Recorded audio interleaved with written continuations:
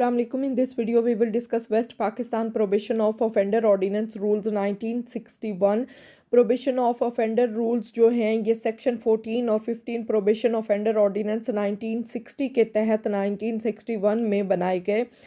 अब यहाँ पे प्रोबेशन ऑफ ऑफेंडर ऑर्डिनेंस 1960 जो है इससे प्रीवियस वीडियो में डिटेल से मैं डिस्कस कर चुकी हूँ, आप वहाँ से देख लीजिएगा। रूल 2 पे हम आते हैं तो डेफिनेशंस जो हैं ये आप देख लीजिएगा।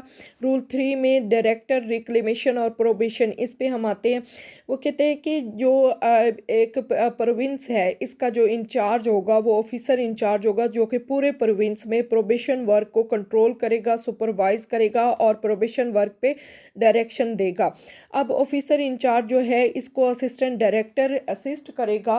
रूल 4 में कहते हैं कि असिस्टेंट डायरेक्टर इसको असिस्ट करेगा और असिस्टेंट डायरेक्टर जो है वो उस प्रोबेशन एरिया का इंचार्ज होगा और असिस्टेंट डायरेक्टर जो है प्रोबेशन ऑफिसर्स जितने भी होंगे उनके वर्क को सुपरवाइज करेगा, इंस्पेक्ट करेगा और उनके वर्क को कंट्रोल करेगा। यही असिस्टेंट डायरेक्टर जो है ये प्रोबेशन वर्क की ऑर्गेनाइजेशन का भी रिस्पॉन्सिबल होता है। उसके अलावा जो केस कमेटी होती है उसको भी ये वक्तन फ़वक्तन प्रोबेशन वर्क के अकॉर्डिंग एडवाइस करता रहता है।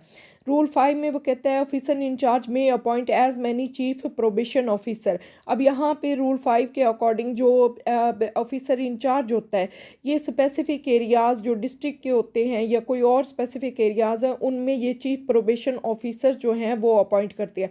चीफ प्रोबेशन ऑफिसर जो है इनका रोल क्या होता है, ड्यूटीज़ क्या होती हैं कि ये जितना भी प्रोबेशन वर्क उस स्पेसिफिक एरिया में उस डिस्ट्रिक्ट में हो रहा होता है उसको एक तो सुपरवाइज करते हैं, ऑर्गेनाइज करते हैं, प्रोबेशन ऑफिसर्स को उनके वर्क को मॉनिटर करते हैं, उन्हें एडवाइस करते हैं ताकि वो अपनी ड्यूटीज़ जो हैं वो बेहतर तरीके से परफॉर्म कर सकें। उसके अलावा जो अब जितने भी प्रोबेशन ऑफिसर हैं या कोई भी वो अपनी ड्यूटीज़ से अकॉर्डिंगली जो उन्हें चीफ प्रोबेशन ऑफिसर अपॉइंट करता है कि ये ड्यूटीज़ आपने परफॉर्म करनी है उसके अकॉर्डिंग वो अपनी ड्यूटीज़ परफॉर्म करते हैं। आगे हमारे पास आ जाता है कि अपॉइंटमेंट ऑफ प्रोबेशन ऑफिसर ये कैसे की जाती है। तो रूल जो 6 है ये बताता है कि अपॉइंटमेंट एक प्रोबेशन ऑफिसर की ये कैसे होगी। इसमें वो कहता है कि probation officer shall be appointed by officer in-charge, और ये तमाम ऐसे जो लोकल एरिया उसको असाइन किया गया हो किसी भी प्रोबेशन ऑफिसर को या कोई भी क्लास ऑफ केस या डेफिनेट केस स्पेसिफिक केसेस उसको असाइन किए गए हों कि इन केसेस को आपने डील करना है इस स्पेसिफिक लोकल एरिया में, तो वो ड्यूटीज़ जो हैं प्रोबेशन ऑफिसर वो परफॉर्म करते हैं। आगे हमारे पास आ जाता है रूल 7। ये कहता है कि कोई भी पर्सन जो है वो एक क्वालिफ़िकेशन बताता है कि जब उसे probation officer as a probation officer appoint किया जाए तो क्या क्या क्वालिफ़िकेशन जो है वो होनी चाहिए। उसमें पहली एज पे जब हम आते हैं वो कहते हैं 23 ईयर्स से ज़्यादा हो और लेकिन 35 ईयर्स से कम होना चाहिए।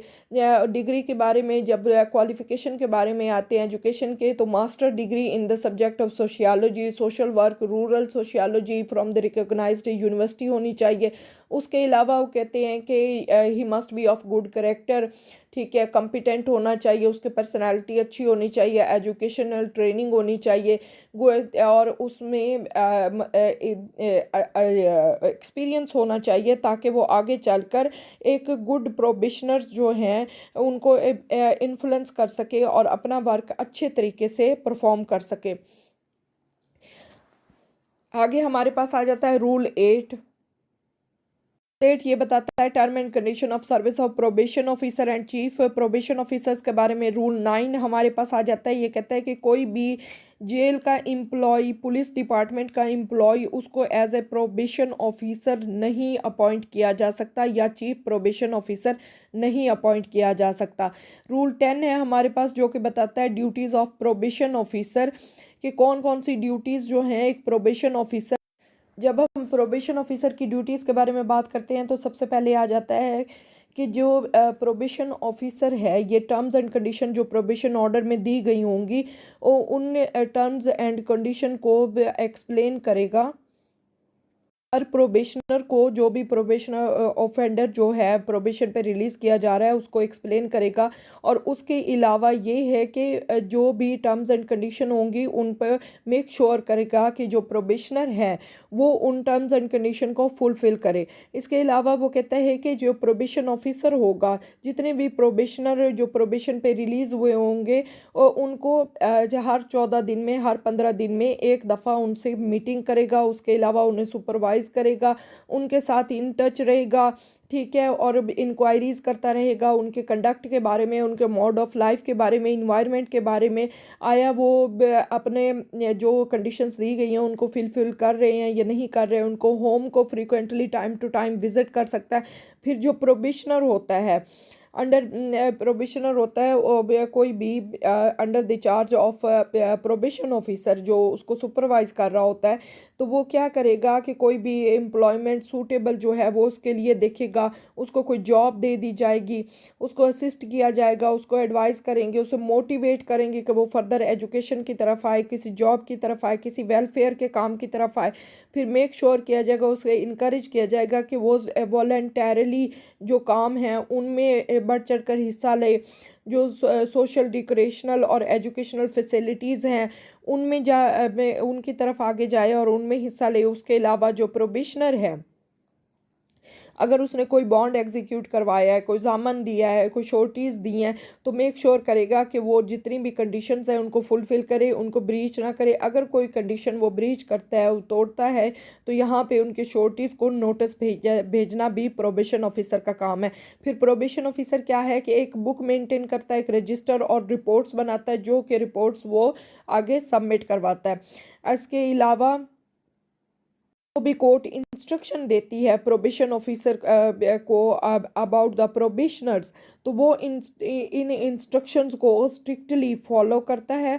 आगे हमारे पास आ जाता है रूल 11। इसमें वो कहता है कि कोई भी यूनिफॉर्म या डिस्टिंक्टिव बैज जो है वो प्रोबेशन ऑफिसर नहीं कैरी करेगा।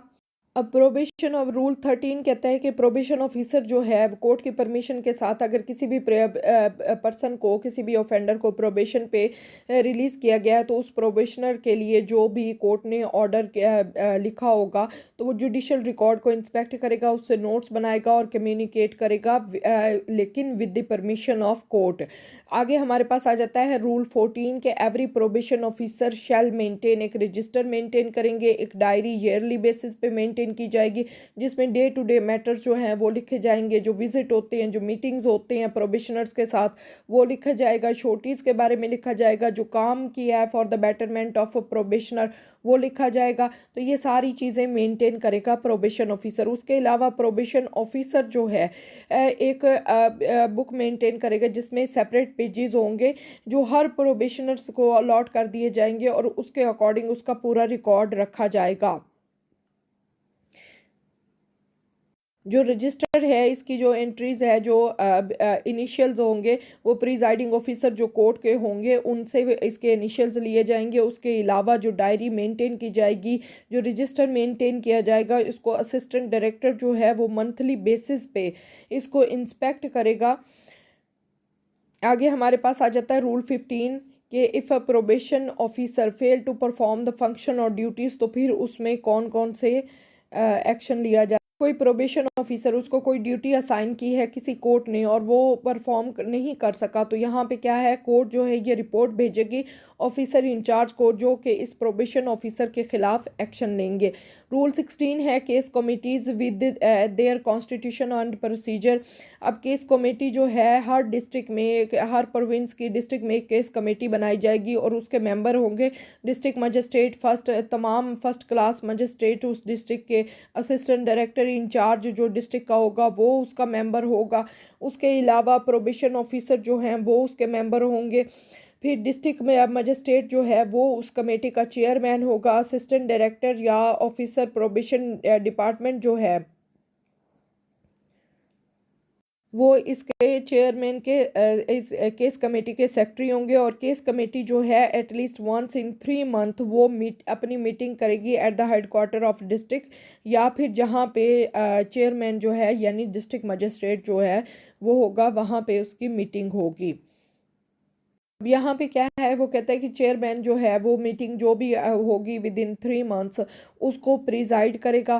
फिर जब नेसेसरी ट्रांजैक्शन ऑफ बिजनेस होंगी, जो मीटिंग के जो उसके मेन पॉइंट्स होंगे या उसके मिनट्स होंगे, ये सारे सेक्रेटरी रिकॉर्ड करेगा कि जो जो केसेस डील हो रहे हैं, जो प्रोबेशन का वर्क हुआ है, उन सबको डिस्कस किया जाएगा। सेक्शन 17 है केस कमेटी के बारे में, एक बताता है कि केस कमेटी जो है वो फंक्शन करेगी एज ए एडवाइजरी बॉडी। एक जो भी काम प्रोबेशन वर्क हो रहा है उसका, फिर उसके अलावा जो केस कमेटी है ये रिटन और ऑरल रिपोर्ट्स जो हैं प्रोबेशन ऑफिसर से वो रिसीव करेंगी, उनको कंसीडर किया जाएगा, प्रोग्रेस देखी जाएगी, प्रोबेशनर्स को मॉनिटर किया जाएगा। उसके अलावा जो केस कमेटी है वो रिकमेंडेशन कम्युनिकेशन जो है कंसर्निंग द प्रोबेशनर्स जो उस एरिया में रह रहे हैं उनके अकॉर्डिंग जो है वो करेगी। और जो उस प्रोबेशन ऑफिसर की जिनकी जो रिस्ट्रिक्शन में जो प्रोबेशनर रह रहे हैं उनके डेली जो उनकी जो रिपोर्ट्स होंगी उनको मॉनिटर किया जाएगा।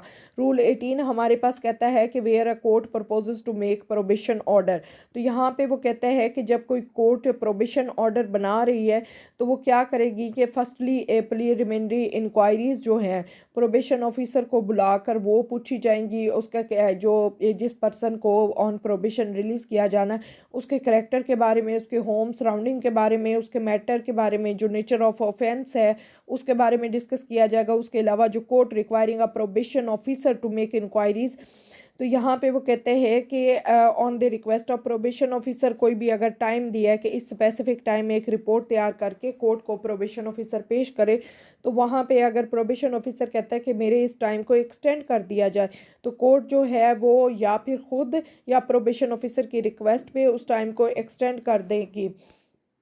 आगे हमारे पास आ जाता है रूल 19। यहाँ पे जो छोटी बॉन्ड है एग्जीक्यूट जिन फॉर्म्स के तहत किए जाते हैं वो बताया गया है। रूल 20 है प्रोबेशन ऑर्डर के बारे में। फिर रूल 21 है कोर्ट मेकिंग प्रोबेशन ऑर्डर, तो फिर कोर्ट के बारे में यहाँ पे कोई भी प्रोबेशन ऑर्डर पास करती है तो यहाँ पे जो प्रोबेशन ऑफिसर होता है उसको नोटिस किया जाता है। उसके अलावा जो शोर्टीज़ जो बॉन्ड एग्जीक्यूट करवाए जाते हैं तो उनकी एक तो प्रोबेशन ऑर्डर की कॉपी, फिर उन बॉन्ड की उन शोर्टीज़ की कॉपी ये प्रोबेशन ऑफिसर को प्रोवाइड की जाती है। जो कंडीशन बताई गई हैं प्रोबेशन ऑर्डर में वो बताई जाती हैं। उसके अलावा जब भी किसी भी ऑफेंडर को प्रोबेशन पे रिलीज़ किया जा रहा होता है तो कोर्ट क्या करती है, प्रोबेशन ऑफिसर को नोटिस करती है कि वो आए कोर्ट में आकर उस ऑफेंडर का चार्ज ले। फिर कोर्ट उसको डायरेक्शन देती है कि ऑफेंडर को किस तरह रखना है, कौन कौन सी कंडीशन है जिनको फॉलो करना है। फिर यहाँ पे वो कहता है कि कोई भी फीमेल ऑफेंडर है तो उसे कभी भी मेल प्रोबेशन ऑफिसर के अंडर नहीं रखा जाएगा बल्कि फ़ीमेल प्रोबेशन ऑफिसर उसकी अपॉइंट की जाएगी। रूल 23 है court passing a probation order में require the probation officer to submit report के वो आया फुलफिल कर रहा है प्रोबेशन ऑर्डर की कंडीशंस को कि या नहीं, उसका कंडक्ट जो टाइम मोड ऑफ लाइफ जो है किस तरह वो ज़िंदगी गुजार रहा है, तो ये सारी चीज़ें कोर्ट में वो रिपोर्ट करेगा। रूल 24 है कि probation officer shall without unnecessary delay report to his immediate superior, जो सुपीरियर हैं इसके उनको भी ये वक्तन फ़वक्तन रिपोर्ट करेगा अबाउट द प्रोबेशनर्स। उसके अलावा ये मीटिंग्स के बारे में आ जाता है। So this is end of my video, please subscribe my channel. Thank you so much. अल्लाह हाफ़िज़।